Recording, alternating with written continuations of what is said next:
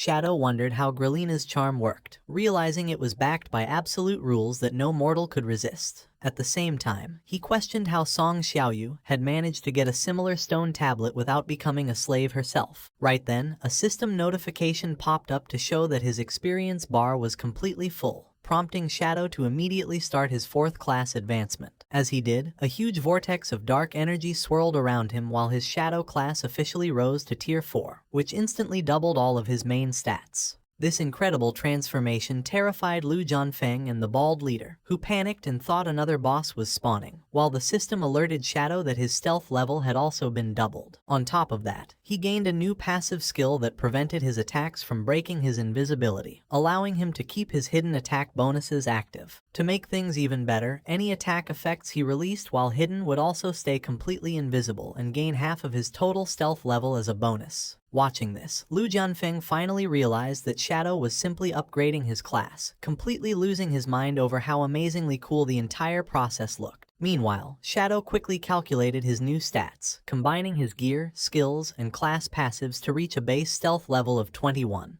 which instantly jumped to a massive level 42. Even so, he knew he had to remain cautious, because certain special classes and rare items could still find ways to completely bypass stealth levels. He also remembered that high-level bosses could easily see through basic invisibility, meaning that a high stealth level became less reliable in the later stages of the game. According to the legends, the ultimate stealth for a master assassin was not about just having a high level, but rather about forcing the entire environment to ignore your presence and completely erasing any memory of your existence. However, he knew that this perfect level of skill was currently just a myth, and no player in the game had ever managed to unlock it. For now, Shadow put those thoughts aside and told the bald leader to post a bounty for him, keeping in mind that players could merge a second bloodline once they reached level 30. He offered a huge reward of 1,000-year lifespan for the exact location of the epic grade boss, the Death-Winged Angel, as he wanted to build his power step by step. Lu Jianfeng and the bald leader lost their minds when they heard this, screaming in shock over such a massive bounty for a legendary epic grade boss. Shadow calmly told them to contact him the moment they found any real clues, and then he immediately vanished into thin air. He remembered from his past life that the mysterious Death-Winged Angel had only showed up once before,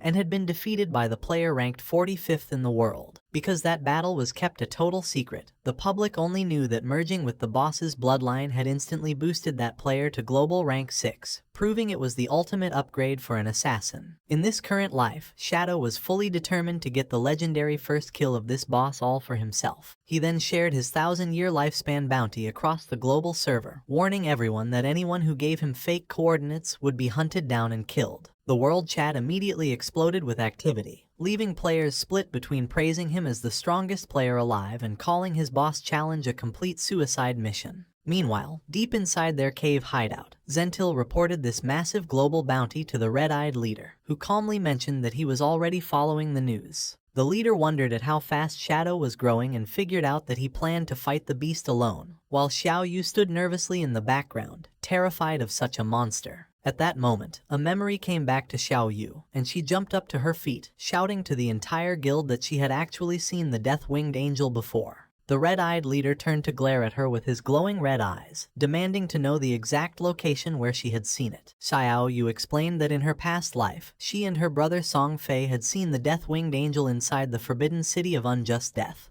leaving everyone around them totally shocked. However, the local thugs instantly burst into laughter, mocking her claims about a past life and her weak stats, while she fumed in anger as they made fun of her. This prompted a scary red aura to burst from the red-eyed leader as he yelled at everyone to shut up, before turning back to Xiao Yu to ask what this city of unjust death was and where to find it. Opening up her system map, Xiao Yu explained that this legendary city was located near Jinling, and was known as a place where only the dead were allowed to enter.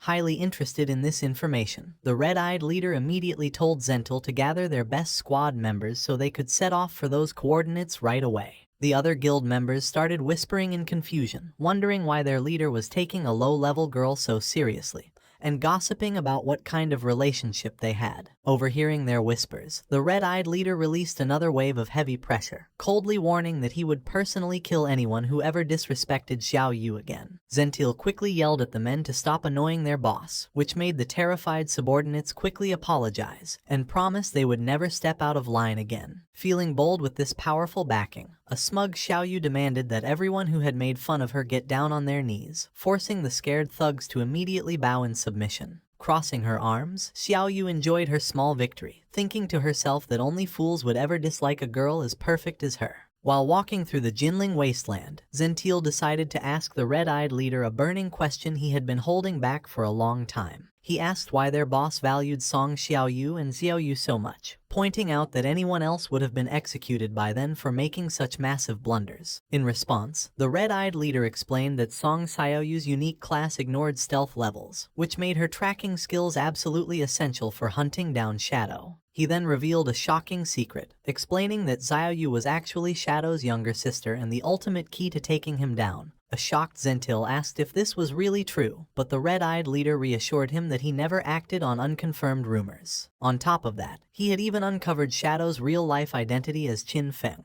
who was just a completely ordinary salaryman in the real world. Hearing this, Zentil suggested that they should kidnap Xiaoyu to use her as a hostage, but the boss immediately called him an idiot for thinking so simply. He explained that the two weren't actually blood-related because Qin Feng had been adopted, and their relationship had completely fell apart after a bitter family dispute. Zentil then suggested leaking Shadow's real name to the public, but the red-eyed leader warned that he would snap his neck if he tried such a stupid stunt. He explained that leaking the name was useless because nobody would dare to challenge Shadow anyway, and doing so would only alert him to their plans. If that happened, Shadow would easily track them down and ruthlessly slaughter every single one of them. Because of this, her true value actually lay in her special ability to recall memories from her past life. Although Zentil laughed at the idea of past life memories, the red-eyed leader maintained that these memories were their only real chance to assassinate Shadow. He stressed that they would only get one shot at this, and failing to kill Shadow instantly would mean absolute doom for everyone. Therefore, every single plan and preparation they had made so far had been leading up to this one decisive moment. After all, in their line of work, a single split second was all it took to decide who lived and who died. Shortly after, the group arrived at the exact coordinates provided by Xiaoyu,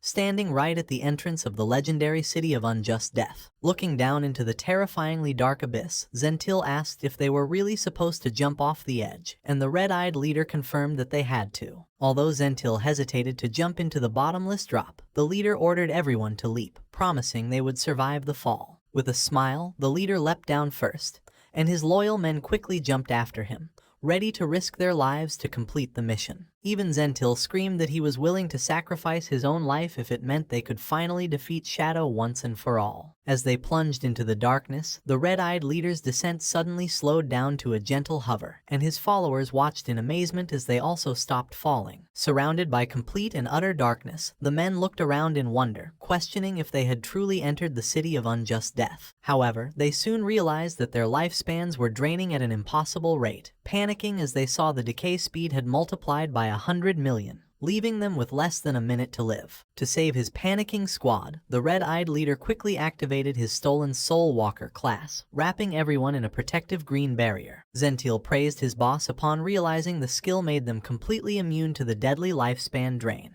but the leader told him to stay focused and look ahead. Looking into the distance, the men were absolutely amazed to see a massive, glowing green fortress floating silently in the dark void. The red-eyed leader smiled and confirmed that this legendary structure was indeed the city of unjust death. Thrilled that Xiaoyu's coordinates had been completely accurate, Zentil mocked Shadow's plans to solo the area, boasting that even the top player would have withered to dust under such extreme lifespan drain. They marched toward the entrance, but a sudden system notification blocked their path, warning them that the massive gate was completely locked shut. However, thanks to his Soul Walker class, the red-eyed leader easily phased straight through the solid gates.